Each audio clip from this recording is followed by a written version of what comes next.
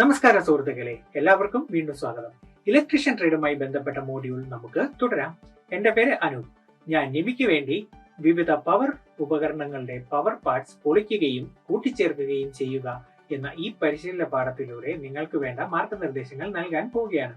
ഒരു ഇലക്ട്രീഷ്യൻ എന്ന നിലയിൽ നിങ്ങൾക്ക് cooking range, geyser, washing machine, pump എന്നിവ പോലെ സാധാരണയായി ഉപയോഗിക്കുന്ന ചില പവർ ഉപകരണങ്ങൾ പൊളിച്ച് കൂട്ടിച്ചേർക്കുവാൻ കഴിയണം. ഈ പാഠം മുമ്പ് സൂചിപ്പിച്ച എല്ലാ വിഷയങ്ങളും അടങ്ങിയിട്ടുള്ളതാണ്. പരിശീലന പാഠം പൂർത്തിയാകുമ്പോൾ നിങ്ങൾക്ക് ചുവടെ പറയുന്നവ ചെയ്യാൻ കഴിയും. Cooking range, geyser, washing machine, pump set എന്നിവ ഡിസ്മാൻഡിൽ ചെയ്യുക. കേടായ പാർട്സുകൾ ഏതെന്ന് കണ്ടെത്തുക. ആവശ്യമുള്ളിടത്ത് കേടായ പാർട്സുകളുടെ സ്ഥാനത്ത് നല്ലവ മാറ്റി സ്ഥാപിക്കുക. ഡിസ്മാൻഡിൽ ചെയ്ത ഇലക്ട്രിക് ഉപകരണങ്ങൾ കൂട്ടിച്ചേർക്കുക. അവയുടെ പ്രവർത്തനം പരിശോധിക്കുക. ശരിയായ വസ്ത്രങ്ങൾ, കണ്ണടകൾ, കയ്യുറകൾ, ബൂട്ടുകൾ എന്നിവ ധരിച്ച് സുരക്ഷ ഉറപ്പാക്കുക. ഈ എക്സർസൈസിന് ആവശ്യമായ ഉപകരണങ്ങൾ ഇനി പറയുന്നവയാണ്. Electrician tool kit, spanner set 6 മുതൽ 22 mm വരെ, megger 500 volt, multimeter, test lamp 60 volt 240 volt, pulley puller 3 leg 150 mm. ആവശ്യമായ ഉപകരണങ്ങൾ ഇവയാണ്: cooking range 1500 watts 240 volt, geyser 1500 watts 240 volt, washing machine ordinary 240 volt, single phase motor 240 volt ഘടിപ്പിച്ച pump set. ആവശ്യമുള്ള മറ്റ് സാമഗ്രികൾ ഇവയാണ്: service manual, cleaning brush, cotton waste, മണ്ണെണ്ണ, grease. ഒരു കുക്കിംഗ് റേഞ്ച് അറ്റകുറ്റപ്പണിയിലൂടെ നമുക്ക് ഈ പരിശീലന പാഠം ആരംഭിക്കാം. ഇലക്ട്രിക് സ്റ്റൗവിൻ്റെ സവിശേഷത പരന്ന സ്പൈറൽ കോയിലിലൂടെ വൈദ്യുത പ്രവാഹം കടന്നു പോകുമ്പോൾ ചൂടാകുന്നു എന്നതാണ്. തീജ്വാലയില്ല, പക്ഷേ കോയിലിൻ്റെ തിളക്കത്തിൽ നിങ്ങൾക്ക് വൈദ്യുത പ്രവാഹത്തിൻ്റെ തീവ്രത കാണാൻ കഴിയും. ഈ കോയിലുകളിൽ നിന്ന് ചൂട് നേരിട്ട് നിങ്ങളുടെ പാത്രത്തിലേക്ക് കൈമാറ്റം ചെയ്യപ്പെടുന്നു. കുക്ക് ടോപ്പിൻ്റെ ഉപരിതലം മറയ്ക്കുന്ന ഒരു ഗ്ലാസ് സെറാമിക് ഷീറ്റിനിടയിൽ ഇലക്ട്രിക് സ്റ്റൗകളിൽ മറഞ്ഞിരിക്കുന്ന കോയിലുകൾ ഉണ്ടാകാം. സ്റ്റൗവിന് താഴെ ഒരു മൈക്രോവേവ് ഓവനും ഘടിപ്പിച്ചിട്ടുണ്ട്. ഞങ്ങൾ പരിശോധന ആരംഭിക്കുന്നതിന് മുമ്പ് പാചക ശ്രേണിയിലെ നെയിം പ്ലേറ്റ് ഡീറ്റെയിൽസ് നിരീക്ഷിച്ച് അവ പരിശോധനാ ഫോമിൽ എഴുതുക. പവർ സപ്ലൈ വിച്ഛേദിച്ച് ടെർമിനൽ ബോക്സ് തുറക്കുക. വിവിധ വൈദ്യുത ഘടകങ്ങൾ വൈദ്യുതി വിതരണത്തിലേക്ക് വരുന്ന സ്ഥലമാണ് ടെർമിനൽ ബോക്സ്.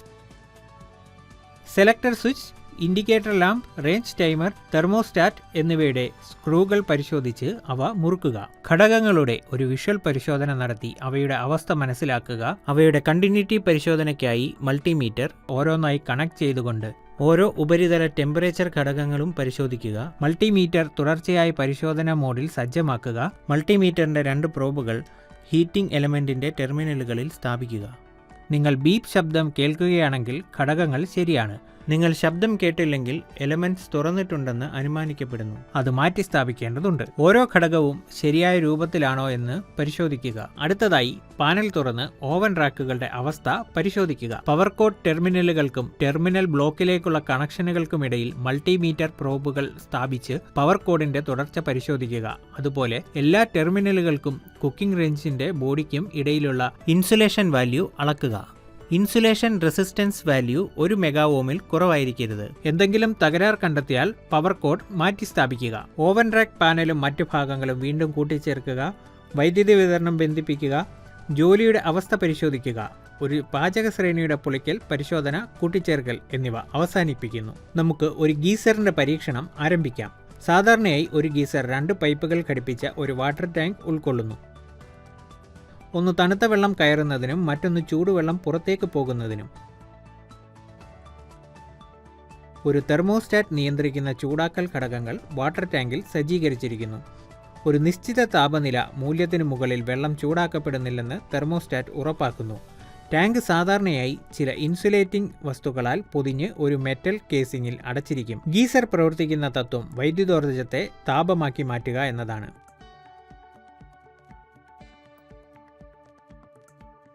ഞങ്ങൾ പരിശോധന ആരംഭിക്കുന്നതിന് മുമ്പ് പരിശോധനാ ഫോമിൽ ഗീസറിന്റെ നെയിം പ്ലേറ്റ് വിശദാംശങ്ങൾ നിരീക്ഷിച്ച് രേഖപ്പെടുത്തുക. വൈദ്യുതി വിതരണം വിച്ഛേദിക്കുക.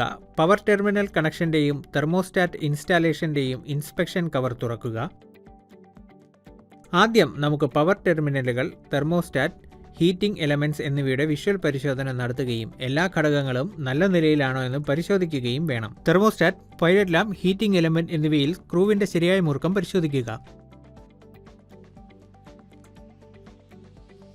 ഇനി മൾട്ടിമീറ്റർ ഉപയോഗിച്ച് അതിന്റെ പ്രതിരോധം അളക്കുന്നതിലൂടെ ചൂടാക്കൽ മൂലകത്തിന്റെ നല്ല അവസ്ഥ പരിശോധിക്കുക. മൾട്ടിമീറ്റർ റെസിസ്റ്റൻസ് ക്രമീകരണത്തിലേക്ക് സജ്ജമാക്കി അതിന്റെ ലീഡുകൾ ചൂടാക്കൽ മൂലകത്തിന്റെ ടെർമിനലുകളിലേക്ക് ബന്ധിപ്പിക്കുക. മീറ്റർ പ്രതിരോധ മൂല്യങ്ങൾ 100 ഓമിനുള്ളിൽ റീഡ് ചെയ്യുകയാണെങ്കിൽ ഘടകത്തിന് തുടർച്ചയുണ്ട്. അത് ശരിയുമാണ്. മീറ്റർ മൂല്യങ്ങളൊന്നും റീഡ് ചെയ്യുന്നില്ലെങ്കിൽ ചൂടാക്കൽ ഘടകം തകരാറിലാണെന്നും അത് മാറ്റിസ്ഥാപിക്കണമെന്നും പറയാം.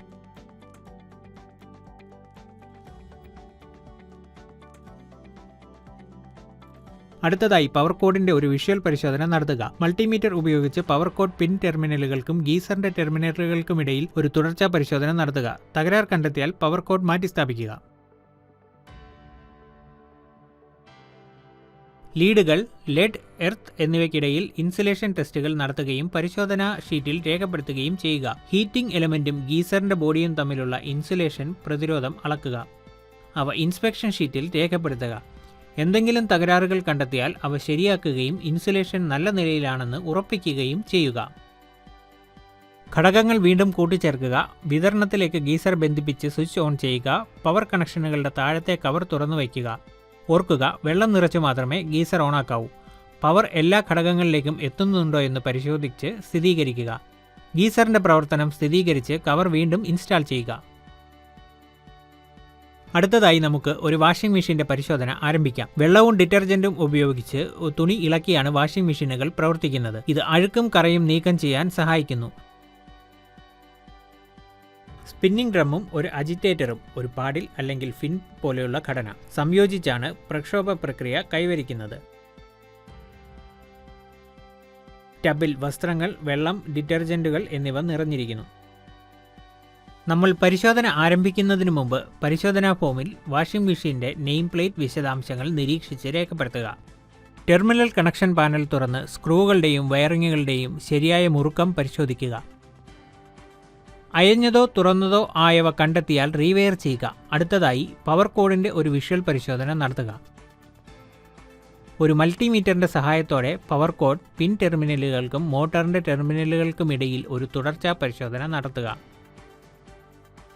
വാഷിംഗ് മെഷീനിൽ നിന്ന് വാഷിംഗ് മെഷീൻ ഡ്രം നീക്കം ചെയ്യുക. ഷാഫ്റ്റ് പുള്ളി അല്ലെങ്കിൽ ഡ്രം ബെൽറ്റിന്റെ ടൈറ്റ്നെസ് പരിശോധിക്കുക. ഡ്രം പരിശോധിച്ച് തിരികെ വയ്ക്കുക. ഇൻലെറ്റ് പൈപ്പും ഔട്ട്ലെറ്റ് പൈപ്പും അവയുടെ നല്ല അവസ്ഥയ്ക്കായി പരിശോധിക്കുക. ഔട്ട് ഗോയിങ് വാൽവിന്റെ പ്രവർത്തന നില പരിശോധിക്കുക. മെക്കാനിക്കൽ വൈബ്രേഷൻ ആഗിരണം ചെയ്യാൻ മെഷീനിൽ ഉപയോഗിക്കുന്ന റബ്ബർ ബുഷിങ്ങുകൾ പരിശോധിക്കുക. ഒരു മെഗർ ഉപയോഗിച്ച് മോട്ടറിലേക്ക് ഒരു ഇൻസുലേഷൻ ടെസ്റ്റ് നടത്തുക. ഓരോ മോട്ടോർ ടെർമിനലുകൾക്കും മോട്ടോർ ബോഡിക്കുമിടയിൽ മെഗർ ടെർമിനലുകൾ സ്ഥാപിച്ച് ഇൻസുലേഷൻ പ്രതിരോധ മൂല്യങ്ങൾ പരിശോധിക്കുക. ഇൻസുലേഷൻ പ്രതിരോധ മൂല്യങ്ങൾ 1 മെഗാ ഓമിൽ കുറവായിരിക്കരുത്. എന്തെങ്കിലും പിഴവുകൾ കണ്ടെത്തിയാൽ തിരുത്തുക. ശരിയായ ശേഷം മോട്ടറിന്റെ പ്രവർത്തനം പരിശോധിക്കുക. എല്ലാം ശരിയാണെങ്കിൽ ഡ്രം വീണ്ടും കൂട്ടിച്ചേർക്കുക. കവർ അടയ്ക്കുക. പവർ സപ്ലൈ ബന്ധിപ്പിച്ച് പ്രവർത്തനാവസ്ഥ പരിശോധിക്കുക. ഈ വാഷിംഗ് മെഷീന്റെ പൊളിക്കലും അസംബ്ലിയും അവസാനിക്കുന്നു. ഇനി നമുക്ക് ഒരു പമ്പ് പരിശോധിക്കാം. പമ്പിന്റെ ഭാഗങ്ങൾ നീക്കുക. വായു പുറത്തേക്ക് തള്ളപ്പെടുന്നു. വായുവിന്റെ ചലനം ഒരു ഭാഗിക വാക്യൂം സൃഷ്ടിക്കുന്നു. അത് കൂടുതൽ വായു അല്ലെങ്കിൽ ഈ സാഹചര്യത്തിൽ വെള്ളം കൊണ്ട് നിറയ്ക്കാനാവും. പമ്പ് സെറ്റിന്റെ നെയിം പ്ലേറ്റ് വിശദാംശങ്ങൾ ശ്രദ്ധിക്കുകയും അവ ഒരു പരിശോധനാ ഫോമിൽ രേഖപ്പെടുത്തുകയും ചെയ്യുക. പമ്പ് സെറ്റിൽ നിന്ന് വൈദ്യുതി ബന്ധം വിച്ഛേദിക്കുക. Shaft, carbon seal, motor adapter, drive collar, impeller, casing gasket, ബെയറിങ്ങുകൾ എന്നിവ നല്ല അവസ്ഥയിലാണോ എന്ന് പരിശോധിക്കുക. അവസ്ഥ ശരിയല്ലെങ്കിൽ അവ മാറ്റി സ്ഥാപിക്കുക. എല്ലാം ശരിയാണെങ്കിൽ പമ്പ് സെറ്റ് വീണ്ടും കൂട്ടിച്ചേർക്കുക.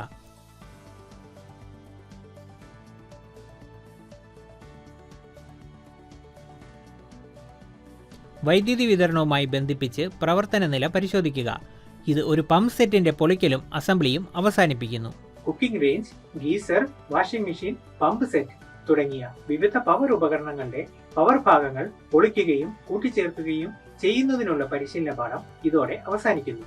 ഞാൻ പ്രതീക്ഷിക്കുന്നത് ഈ പരിശീലന പാഠത്തിൽ ചുവടെ പറയുന്ന കാര്യങ്ങൾ നമ്മൾ പഠിച്ചു എന്നതാണ്. Cooking range, geyser, washing machine, pump set എന്നിവ ഡിസ്മാൻഡിൽ ചെയ്യുക. കേടായ പാർട്സുകൾ ഏതെന്ന് കണ്ടെത്തുക.